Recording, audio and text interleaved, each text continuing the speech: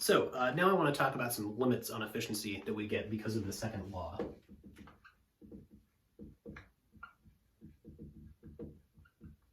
Okay, so to start with, I want to imagine that we have a thermodynamic engine, heat engine, that is perfectly reversible. That is, we can do something like this, put in some QH and get out some QC and do some amount of work. Or we can put in that same amount of work and move that same amount of QC into our system and exhaust this amount of QH. So in other words, we have a heat engine that run backwards is a refrigerator with exactly the same values of QH, NW, and QC. So in other words, we can undergo some process, move some heat, get some work out, store that work in a spring or a battery or whatever, and then put that work back in, get the heat to flow through the direction, and end up exactly where we started. So that's what it means by reversible, perfectly reversible. So we can say a couple things about this without worrying about numbers or equations and stuff. The first thing is this must not change the entropy of our overall system, right? So if we can go from our beginning state to having flowed the heat and getting work out, we're certainly changing the entropy of parts of our system, but when we reverse that, we move everything back, we end up back where we started, which means that we can't have, if this had gone to a higher entropy state, we would not have been able to get back to there because we can only go to states of increased total entropy. So a reversible engine must not create any entropy or must not change the entropy. The other cool thing about it is we can show that any reversible engine like this has to have exactly the same efficiency as any other reversible engine. So in other words, all reversible engines you can conceive of have to have the same exact efficiency. And this is odd, but here's a graphical proof of why that has to be. So here, let's say we have two reversible engines, two perfectly reversible engines with different efficiencies, right? So one of them, if the efficiencies are different, one has to be higher than the other, one has to be smaller. So we'll say we have the high efficiency engine over here. So we have some Q there, and we're getting work out. And then we put this work into our low efficiency reversible engine. And since it's reversible, we can run it backwards, like no problem.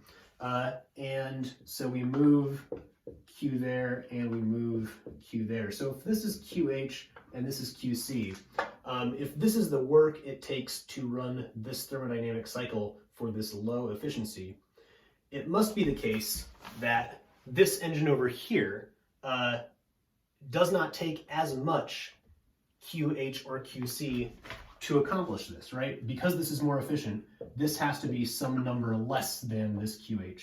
This has to be some number less than that QC.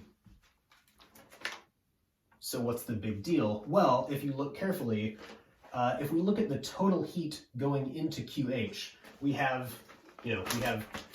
something less than QH coming out and QH going in, so we have a net heat flow into T hot.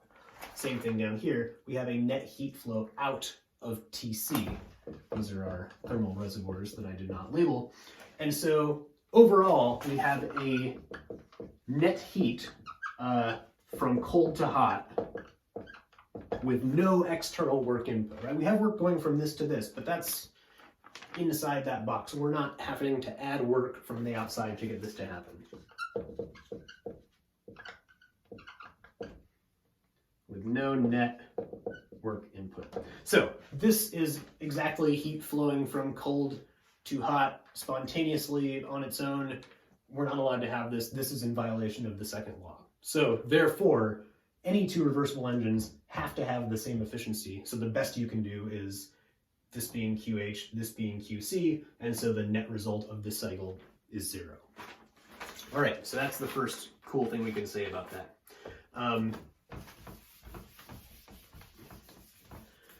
We can also use this to say that perfectly reversible engines have to be the best between a given hot temperature and cold temperature, and that is also because if we had an engine better than our reversible engine, we could use our reversible engine to power the other one and get more out than we put in. So that's it. This also means these reversible engines have to be the best for a given temperature difference, or for a given hot temperature and cold temperature. Okay, so what would such a perfectly reversible cycle look like? So we need something that is not going to change the entropy, like we said. So, so this ideal cycle can use adiabatic processes as long as they are ideal and frictionless. And that's because if Q equals 0, we can reverse our compression or expansion easily, right? So we take our gas, we compress it, it heats up, the pressure goes up, and if this is perfectly ideal and no heat is flowing in or out, we can move the piston out back to where we started and get our gas back to exactly where it was before and get exactly the same amount of work out from our piston that we put in the first place. So ideal adiabatic processes are reversible. We also can use isothermal processes, and this is a little harder to see why this is okay, because now we do have heat flowing. But in our ideal isothermal process, that heat is flowing across a temperature difference that is infinitesimally small, which means that it turns out that does not create the entropy. Or another way we could think about that is this is reversible because that temperature difference is so small that as we compress our gas and we allow heat to flow out at such a rate that its temperature stays the same the whole time, when we can do the opposite, we can get it to expand and have heat flowing in at that same rate. And because our cylinder is at the same temperature as its surroundings, going in either direction there doesn't change the entropy. So it's important that this delta T between the two things is infinitesimally small. And practically, of course, isothermal processes are really hard because to keep this temperature difference infinitesimally small, you have to take a infinitely large amount of time to get that to happen. So, can we make a process with isothermal and adiabatic processes on our PV diagram? So, I'm going to start by drawing our isothermal curves. So maybe those look like this. Ooh, this pen is not, okay. Having some pen issues today. Switch back to brown. Let's draw our isotherms first. So we'll call this T hot. We'll call this one T cold. So these are our isotherms. And now, maybe we can imagine starting at some point here at our cold temperature, expanding isothermally, and then, so we're doing this, slowly allowing heat to go in, and then we're expanding, excuse me, this is compression, right? We're compressing this isothermally, allowing heat to flow out, and then we compress it adiabatically, so do this quickly so that no heat flows in, and our adiabatic processes are steeper, right?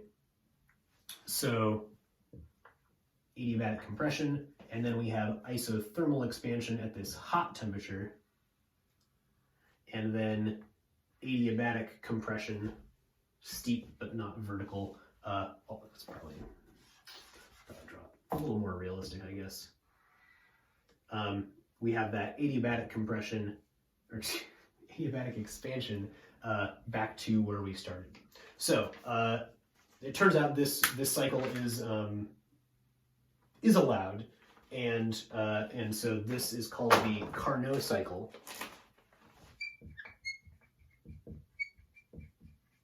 And because we can conceive of it as being perfectly reversible as long as there's no friction in the pistons and things like that, from what we said before about our reversible engines, it must be the highest efficiency of any possible heat engine, and therefore also the same as all other reversible engines.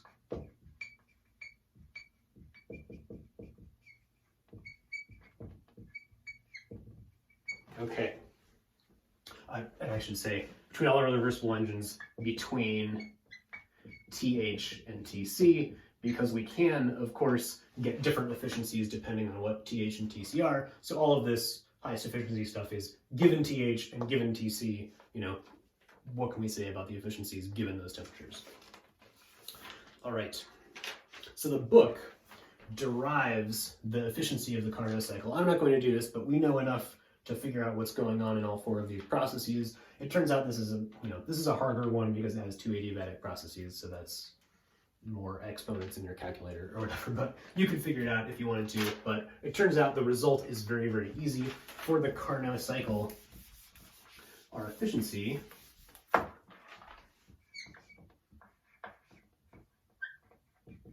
is equal to 1 minus TC over TH. We can do the same logic and the same stuff for thinking about a cycle as a refrigerator and figure out the coefficient of performance for a Carnot refrigerator using, if we're using an ideal gas. And that is equal to TC over TH minus TC. So these are strict limits on the maximum efficiency engine you can make and the maximum coefficient of performance for a refrigerator you can make. Just to do some quick numbers since we have these up here. In a lab, when we're doing the Stirling engine stuff, I don't have what the exact numbers are, but it's something like, TC and TH will say, say we have a heat engine,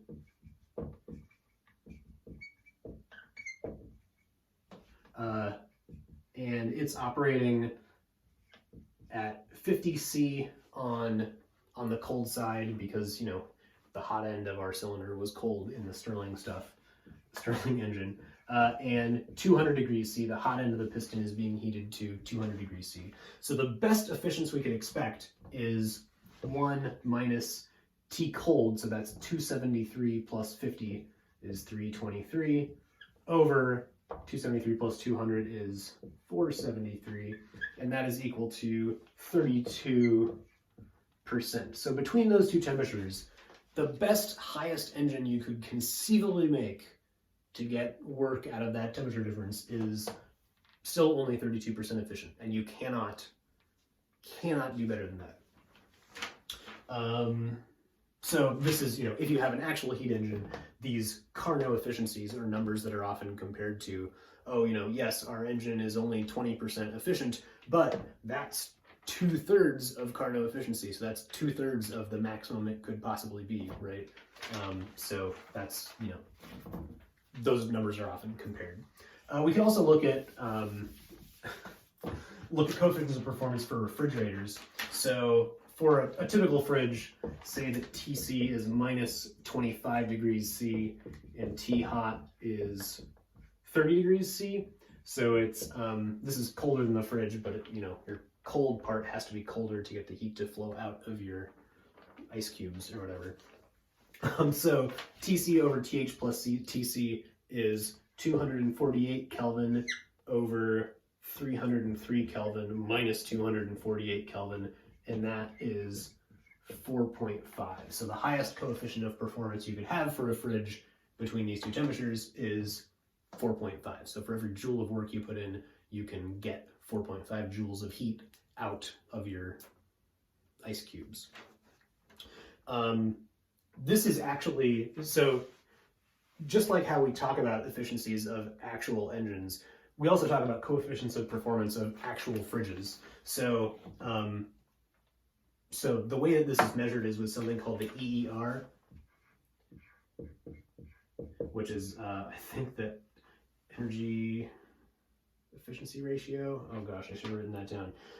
Anyway, so this is basically the coefficient of performance, but it's given in BTUs of heat, those are old units of heat, divided by watt hours of electrical energy.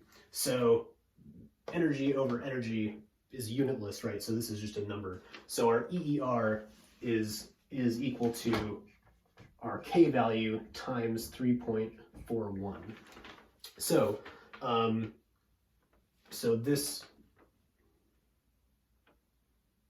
yeah, okay, times 3.41. Actual fridges, if you look at their labels, they don't always have the EER. They often have the SEER, which is seasonally adjusted to account for changes in the temperature that the fridge is like sitting in, and those change the numbers by some, tens of percent, but not so much. Anyway, so the point is, we can kind of roughly see how we can get between these two. And here's one number for you. In 2006, it became law that the minimum SEER of a fridge sold in the United States, I think, had to be 13 or greater. And that corresponds to a coefficient of performance of, very approximately 4. So actual fridges sold have efficiencies, not, at a fairly big percentage of the ideal Carnot efficiency. Maybe 70 or 80% is not unheard of, I think.